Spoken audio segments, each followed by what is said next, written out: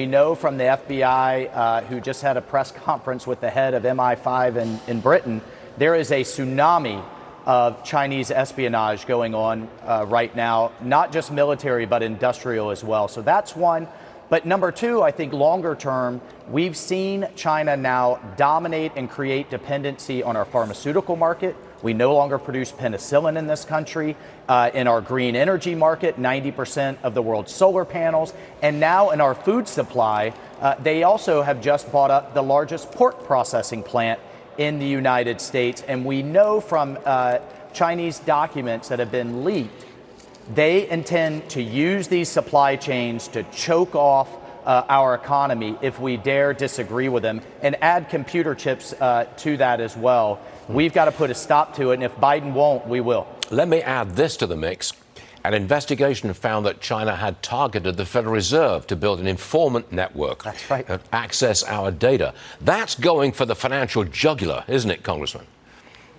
Oh, it absolutely is. I mean, that's the holy grail for them, to be able to influence our money supply.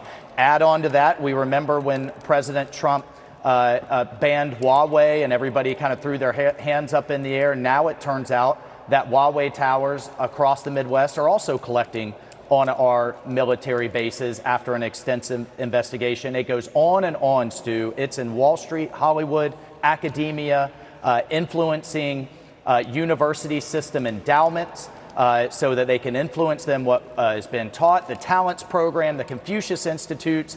This is a whole of government, whole of society push from the Chinese Communist Party to win an economic war before we ever get to any type of military conflict. Listen to what National Security Council spokesperson John Kirby says about China and Speaker Pelosi's potential trip to Taiwan. Roll tape, please. But that kind of rhetoric coming out of the Chinese side is clearly unhelpful and not necessary. I mean, again, there's been no trip announced, and there's no call for that kind of escalatory rhetoric. I put it to you, though, Congressman, if she backs down, even though it's not a formal trip, if she backs down, the Chinese win. She's got to go. That's right.